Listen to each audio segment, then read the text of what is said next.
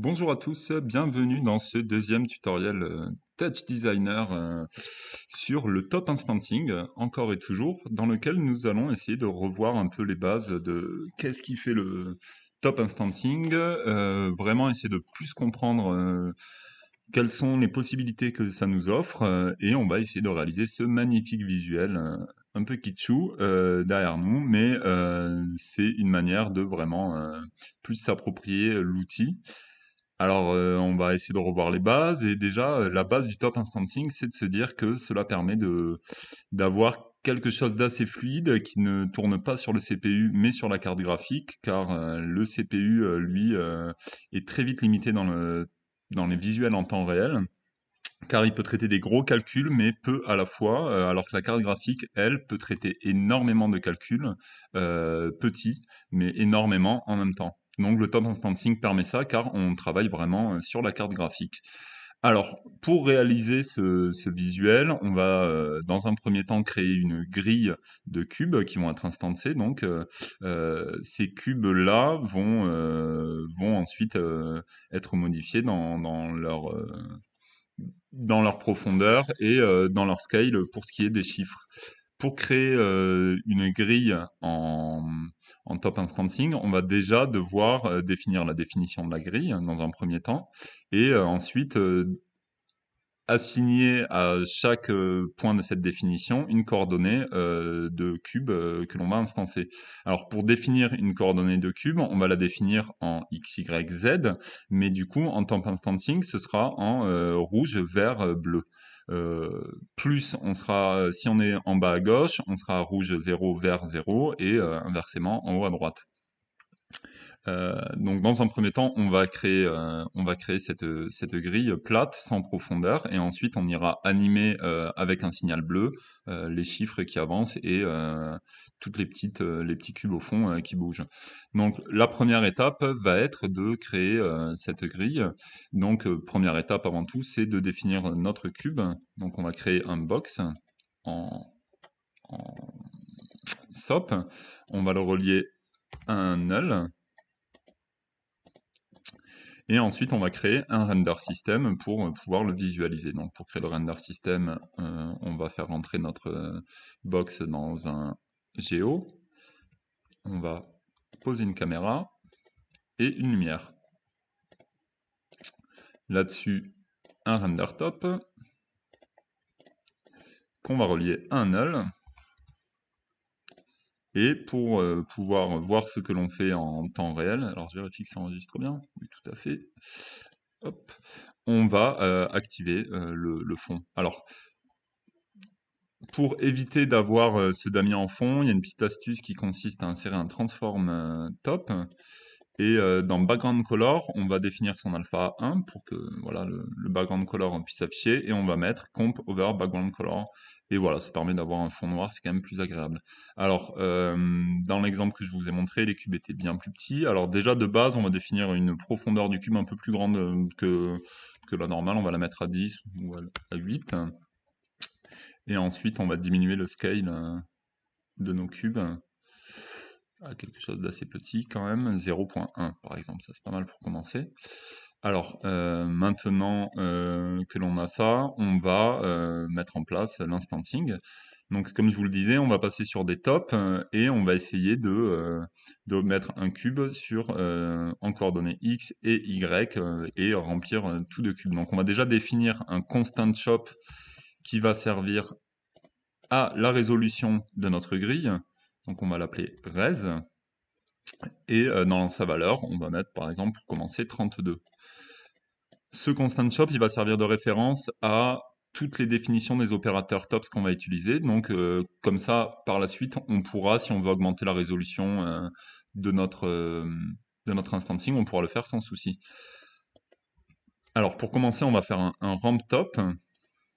Le ramp top, il permet de base d'avoir un dégradé, on va le mettre en vertical.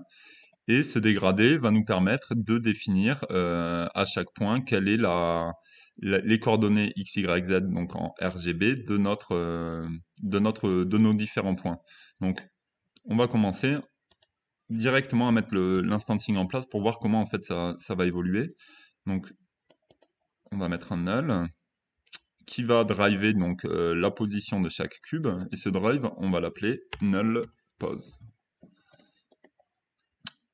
Dans Geo, on va sur instance, et dans instancing on, translate op, on va choisir ce null. Translate x, donc on va vouloir le signal rouge. Translate y, on va vouloir le signal green, vert. Et dans translate z, le signal bleu.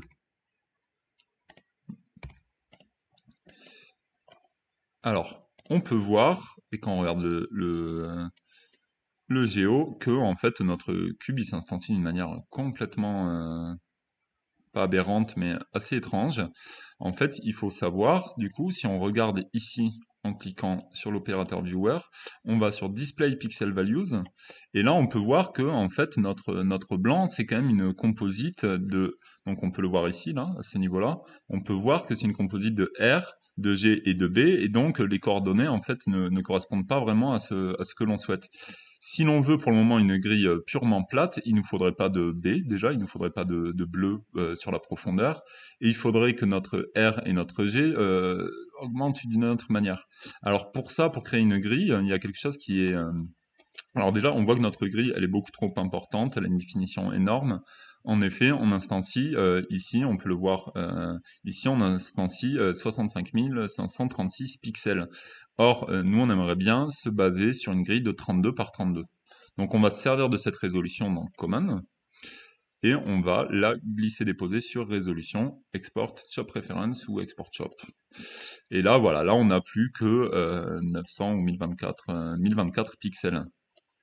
Mais on n'a pas les bonnes coordonnées en X et Y. Alors, cela provient aussi du fait que on est sur un signal RGBA, et donc un dégradé de noir vers du blanc. Or, il nous faudrait à la fois un dégradé qui ignore le bleu, et un dégradé qui soit rouge sur l'axe X, vert sur l'axe Y, et qui soit un combiné un peu spécial. Donc pour commencer, on va déjà se dire qu'on veut travailler que en rouge et en vert, pour ne définir que les positions X et Y, et que le Z, donc la profondeur, reste à 0. Donc on va se mettre en 32 bits float RG. Et ensuite, on va ajouter ici, en cliquant sur le milieu, un flip. Ce flip, on va le mettre en bottom left, et ensuite, ici, clic droit, insert operator, on va choisir un reorder. Le reorder, c'est un opérateur très pratique lorsqu'on manipule et que l'on souhaite faire ce type de système. En fait, le reorder, il a 4 entrées, et sur chacune des entrées, on peut définir quel signal elle va envoyer à la sortie. Donc ici, par exemple, on peut voir que mon input 1, elle va sortir le signal rouge, vert, bleu et alpha. Et dans input 2, si je mets le flip, je vais pouvoir dire que l'input 1, elle sort le rouge, donc le X, et l'input 2 va sortir le green. Et là, nous obtenons un carré. Et on peut voir ici le rendu que ça donne. Alors, on a un carré, on va essayer de diminuer un peu pour la taille de notre... voilà, pour vraiment avoir la grille. Hop. Voilà, c'est pas mal. Alors là, on est bien, mais on peut voir ici, par exemple, dans le géo, que en fait, notre grille, elle s'est déterminée entre 0 et 1, et que ce soit en Y ou en X. Or, pour avoir quelque chose de centré, nous, on aimerait l'avoir qui soit en moins 0,5 à 0,5. Mais c'est tout à fait normal, en fait, quand on soit entre 0 et 1, dans le sens où nos valeurs R et G, pour le coup, sont définies seulement entre 0 et 1, et pas en négatif. Alors il y a un opérateur très pratique pour le coup, qui est l'opérateur mat. Donc dans l'opérateur mat, on va pouvoir ajouter et définir dans le range notre échelle enfin plutôt de quel rang à quel range on va, et ainsi le diminuer. Donc par exemple, très concret, en rouge on va de 0 à 1, donc de 0 à 1 on le voit, mais on aimerait bien aller avec un offset de moins 0,5 du coup. Donc dans notre range on va mettre moins 0,5, et range maximum 0.5. Et on va faire pareil en vert. Moins 0.5 et 0.5. Et ainsi, on va avoir quelque chose de centré. On peut le voir ici, on a quelque chose de parfaitement centré. On va pouvoir avancer également un peu la caméra, parce que là, on est quand même un peu loin. Voilà, ici. Et là, on obtient une grille centrée avec une grille assez parfaite. Maintenant, ce que l'on va souhaiter faire, c'est driver la possibilité de reculer, d'avancer. Alors, je vais ouvrir l'exemple que je souhaite réaliser. On peut voir déjà qu'il y a un timer qui va avancer ou reculer en fonction de comment il se... Donc ce timer-là, en fait, déjà on va le créer. On va essayer de créer donc un tops qui va afficher des chiffres qui avancent.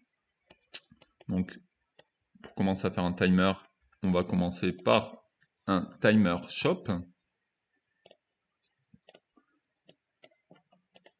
Le timer shop, il va avoir, on l'initialise et quand on le commence, on a le length qui va être là de 10 secondes. Donc toutes les 10 secondes, il va avoir fini son action et on peut voir, il s'arrête. Alors nous, ce que l'on aimerait bien, en fait, c'est pouvoir avoir un cycle pour pouvoir définir que, par exemple, les chiffres aillent de 0 à 10. Donc on va définir cycle et on va dire un cycle de 10. Et quand on l'initialise, on voit que toutes les 10 secondes, un cycle sera fini. Donc là, au niveau de l'output ou output, vous pouvez voir, il y en a plein de possibles. Donc done, ready, on va pas s'en servir. Par contre, ce qui va nous servir, c'est le nombre de cycles. Et pour plus tard, vous allez voir, on va se servir également de cycle pulse. Timer fraction, a priori, on ne va pas en avoir besoin pour le moment, quoique si. Donc là, on voit que toutes les 10 secondes, un cycle se finit et ça s'incrémente. On va définir le cycle peut-être toutes les 2 secondes. Et pour éviter que ça s'arrête à la fin, undone, on va mettre restart. Donc là, logiquement, on va grimper jusqu'à 9 et arrivé à 9, on va repartir à 0. On va récupérer donc ce cycle, on va le sélectionner avec un select shop. Et dans channel name, on choisit notre cycle. Et là, on peut avoir ce chiffre qui s'incrémente et on va se servir de ça dans un opérateur texte. Donc on va créer dans top un texte. On va définir sa résolution. Il est toujours important là de toujours définir la résolution à partir de la constante. Et également assez important, c'est de pouvoir toujours contrôler que ici on a bien, en faisant clic droit display pixel values, ou pas d'ailleurs, hein, enfin ça c'est pour voir vraiment la valeur, c'était pas ça que je voulais montrer. En faisant un clic droit, un clic du milieu sur notre opérateur, on peut voir sa taille, donc c'est important, c'est facile à contrôler. On peut voir son nombre de pixels et aussi on peut voir son format. Donc là on voit qu'on est entre 32 bits float RG. Pour le texte, on va avoir besoin, sachant qu'il va driver la position bleue, on va avoir besoin du coup de 32 bits float RGBA par exemple, ça va très bien aussi, on aura plus d'infos. On va bien mettre la résolution globale, donc chop reference, et dans le texte par défaut est dérivatif. Ici, notre texte, on va vouloir notre nombre de cycles, donc on va exporter chop reference ici, et là on voit que l'on va avoir le nombre de cycles. On va baisser la taille de la police parce qu'elle est un peu grande.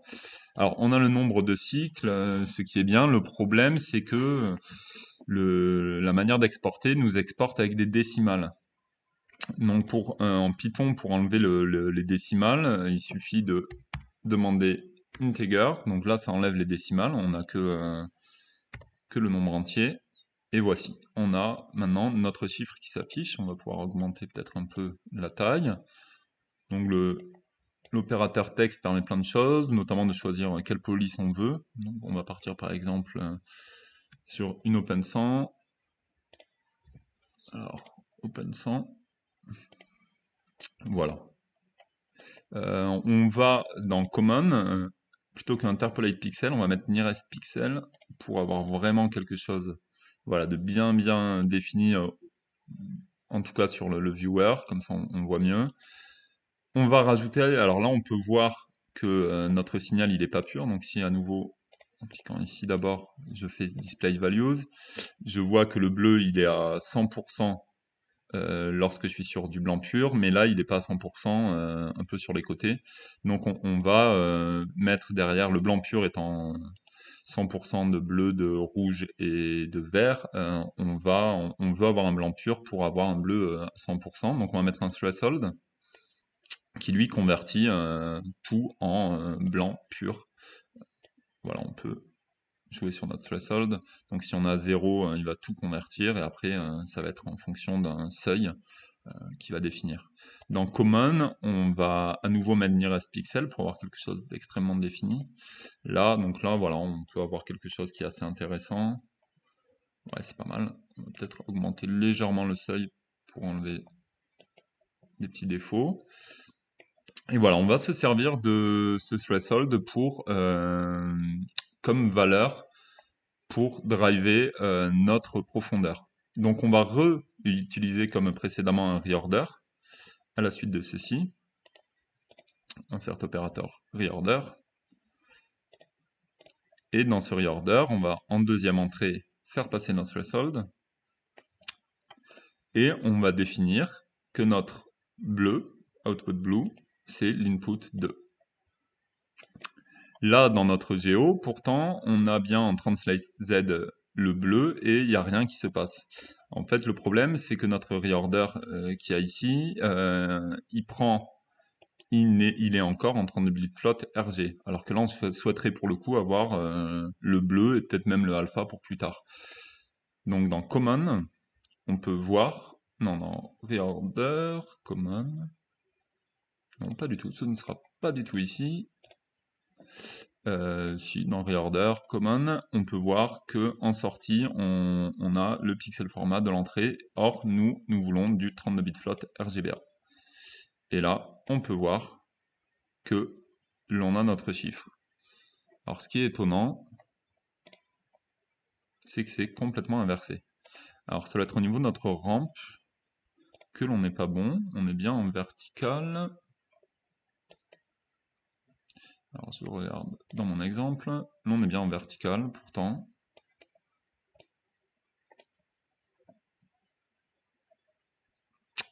Comment ça se fait? Alors, c'est soit ici, RGB.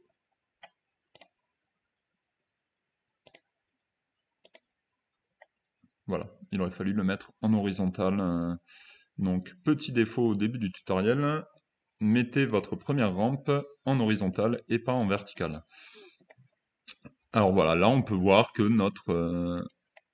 notre géométrie, en effet, prend en valeur de profondeur seulement celle qui est drivée par notre texte. Donc notre première étape est faite. On peut aller voir dans le géo et dans le viewer pour voir voilà, qu'il se décale vraiment. Alors là, il se décale peut-être un peu trop. Donc tout comme pour la grille, on avait mis un mat, on va pouvoir mettre également ici un opérateur mat et dire qu'il diminue son range au niveau du bleu. Alors, sachant qu'il ne va driver que la profondeur, celui-ci, on peut très bien aller dans multi-add et diminuer le multiply. Donc voilà, là on a quelque chose qui est peut-être plus esthétique. Maintenant, moi ce que j'aimerais bien, c'est justement de pouvoir avoir les chiffres qui sortent au fur et à mesure qui sont générés et pas quelque chose de statique comme là. Alors pour ça, il y a un shop qui est très intéressant, qui est un LFO. Le LFO, en fait, c'est un signal sinusoïdal qui va monter et descendre. Donc dans shop LFO, nous avons un signal sinusoïdal qui rentre et qui sort. Ce signal-là, on va le mettre à driver notre sortie ici en multiply. Export chop reference. Parce que là, on voit qu'il sort et qu'il rentre un peu n'importe comment. On voit déjà que la fréquence, elle est beaucoup trop grande, c'est beaucoup trop rapide. On va le mettre à 0,5. Mais là, on voit qu'il n'est pas forcément très synchronisé. Alors déjà, il va derrière, chose que on aimerait peut-être qu'il s'arrête à son niveau-là. Donc, comme on peut voir, il y a une amplitude de 1, c'est-à-dire qu'il va aller de moins 0,5 à plus 0,5. C'est ça son amplitude. Nous, on va peut-être vouloir définir une amplitude plus courte. Mais là, il va toujours en négatif. Et c'est là où le offset rentre en jeu. Le offset va décaler sa courbe, donc on va le mettre à 0,05 pour que voilà, il parte de 0 et qu'il aille à 1. Alors, maintenant le problème, c'est que ce n'est pas du tout synchronisé. Alors pour synchroniser, on voit que cet opérateur LFO a une entrée qui est reset. Or, dans notre timer, il y a quelque chose qui s'appelle cycle pulse et on voit que c'est à la fin de chaque cycle, on envoie un signal. Donc on va récupérer ce cycle pulse avec un select, channel name cycle pulse, et lui va venir réinitialiser le LFO pour qu'il soit toujours synchronisé. Alors là, c'est synchronisé. Le problème, c'est qu'il ne change pas au bon moment. Et ça, c'est au niveau de la phase que l'on va le jouer. Donc, logiquement, on va essayer de le faire en sorte. Voilà. Là, on a quelque chose qui est peut-être pas mal. Donc voilà, notre première étape, elle est faite. On a bien notre chiffre qui va sortir en fonction, qui va sortir grâce à la position, grâce au bleu. Alors, je vais reprendre l'exemple. Je vais essayer de l'afficher. Dans notre exemple, on avait une couleur en arrière-plan et notre chiffre qui sort de cette couleur pour aller vers le blanc. Donc la première étape, ça va être d'ajouter de la couleur, tout simplement. Donc, on va créer un noise. Ce noise, on va enlever le monochrome. Dans sa résolution, on va mettre la résolution globale, 32 bits float RGBA, pour correspondre à celui-ci, vous allez voir pourquoi. Et on va amener ça vers un null, que l'on va appeler null color. Et dans notre géo, dans instance 2, on a color opérateur. On va glisser notre null color et R, G et B. Voilà. Donc là, on a quelque chose de magnifique, très kitsch. On va un peu s'amuser avec ce noise, donc on va peut-être augmenter sa période pour avoir quelque chose d'un peu plus global comme ça. Peut-être un poil plus sombre et plus relevé, quelque chose comme ça peut-être. Et ensuite, dans Transform, on peut, comme vous voyez ici, modifier un peu la consistance. On va mettre l'opérateur, la formule Python apps time.seconds, qui en fait va être le temps qui défile. Là, c'est un peu rapide, donc on peut multiplier ça par 0,5, ça revient le diviser par 2. Voilà. Et on obtient quelque chose d'assez moche, mais ça marche. Maintenant, moi, ce que j'aimerais bien, c'est que au fur et à mesure que les chiffres sortent, ils deviennent plus blancs. Or, là, on peut voir dans notre sortie que c'est plus blanc au fur et à mesure que celui-ci sort. Donc, on va récupérer ce signal et on va l'ajouter à celui-ci pour avoir quelque chose de plus blanc au niveau de nos pixels et de nos cubes. Donc, on va mettre un composite. On va choisir add. On aurait pu mettre un opérateur add aussi. Et on va rentrer les deux. Et voilà. Là, on a quelque chose qui marche un peu plus. Maintenant, pour s'amuser un peu plus, il y a quelque chose d'un peu statique dans le fond. On va aussi faire en sorte que tous les autres cubes, pas que ceux qui correspondent aux numéros qui sortent, puissent aussi avoir un mouvement à eux. On a vu tout à l'heure, la partie qui drive notre décalage et notre profondeur est ici, c'est ce câble qui amène donc l'input 2 en output blue. Donc ici, on va ajouter un composite et on va multiplier ou ajouter ce signal lui-même à un noise. Donc je peux copier celui-ci, comme ça j'ai déjà les paramètres plus ou moins faits, c'est-à-dire la résolution et la résolution de sortie, le pixel format de sortie, et je rajoute ceci à la composition, et je choisis Add. Et là, voilà, il y a quelque chose d'un petit peu trop, peut-être trop fort, donc je vais augmenter la période pour que tous puissent s'agiter, et l'amplitude est très grande, et le offset également. Donc je vais baisser l'amplitude. Et voilà, là j'ai quelque chose qui est déjà plus, plus agréable à l'œil. Alors, peut-être là, peut-être que les chiffres sortent trop. Donc si je voulais que les chiffres sortent moins fortement, il faudrait que je diminue le signal bleu arrivant de ces chiffres. Donc ici c'est le signal blanc en fait, et que plutôt que d'arriver à un bleu à 1 lorsque je suis au maximum, j'arrive à quelque chose de plus court. Or, on voit que c'est dans le multiply, donc c'est notre LFO qui va gérer ça. Donc, je peux soit travailler ça au niveau du LFO avec un opérateur math derrière et en redéfinissant un range, soit je peux directement le faire ici en multipliant ce signal LFO ou en le divisant plutôt par quelque chose de plus court. Donc là, voilà, là j'ai mis que 80% de ce signal. Et voilà, il y a quelque chose de mieux qui se passe. Peut-être je peux déjà un peu augmenter le scale de mes cubes, voilà, pour avoir quelque chose d'un peu plus dense. Maintenant, ce qui me plairait, c'est que là on peut voir que j'ai une certaine profondeur, ils ont tous la même profondeur, et j'aimerais bien moi que ceux qui se décalent en fait augmentent en profondeur. Qu'il ne soit pas juste décollé, mais qu'il y ait vraiment l'effet qu'on peut voir ici. Alors attendez, il faut que je la retrouve, la fenêtre. Elle est ici. Que voilà, on puisse voir que vraiment les tubes s'allongent. Donc, pour ça, il va falloir que je joue sur le paramètre scale de mon instancing. Donc, je vois que dans l'instance, il y a quelque chose qui s'appelle scale, et je vais essayer de driver ça. Et pour driver ça, en fait, pour driver ce paramètre, je vais utiliser l'alpha. Car en fait, ici, il y a un signal, il y a 4 signaux, quoi, il y a 4 signaux du coup. Il y a le RGB, et on voit que notre alpha, il reste constant à 1.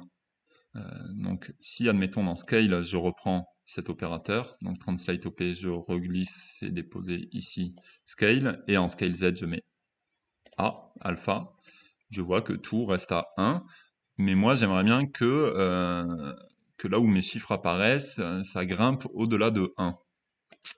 Donc ce que je peux utiliser, c'est par exemple ce signal de sortie. Je peux le faire rentrer dans mon reorder et lui dire, donc en input 3, là je ne l'ai pas fait rentrer, je le fais rentrer dans mon reorder et je vais lui dire, prends l'input 3 pour donner les coordonnées et les valeurs de l'alpha. Et si je fais ça, et la problématique, c'est que je perds tous les autres. Et oui, car tous les autres, du coup, ont un scale de 0, car j'ai un 0 partout ailleurs. Alors, pour arriver à avoir un scale partout, il va falloir que je donne un alpha, et que si j'ai envie de garder mes coordonnées, ma profondeur de base de mes cubes, il va falloir que je donne un alpha partout à 1, et que ce soit l'alpha de celui-ci qui augmente et qui aille au-delà de 1. Donc je vais créer une constante.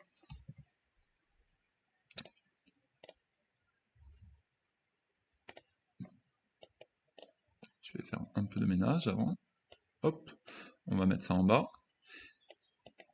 Et je vais la compositer avec mon chiffre de sortie, donc que j'avais mis ici. Donc lui, je le déconnecte. Je rentre ça ici. Et je mets ça ici. Bon, là ça change rien parce que je suis en multiply, et je me mets en add. Et là je vois que j'ai tout qui ressort, et tout qui est à un signal de 1. Ce qui me va, mais le problème c'est que 1 multiplié par 1, comme ici, on a un signal blanc. Donc là, si je baisse l'alpha, par contre, je vais baisser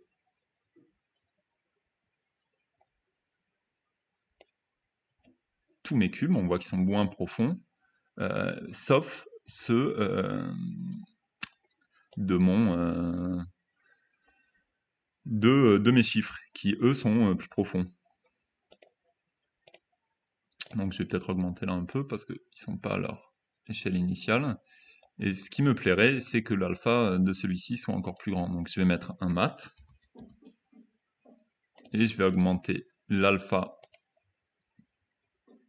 de mon mat beaucoup plus.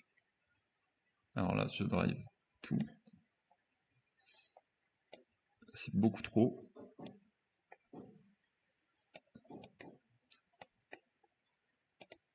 Et alors ici, d'abord on fait le scale et ensuite on translate et on va peut-être vouloir faire le scale en dernier. Non. Le scale en premier. Voilà, là on obtient quelque chose qui est pas trop mal. On va peut-être diminuer un peu la portée de ce scale.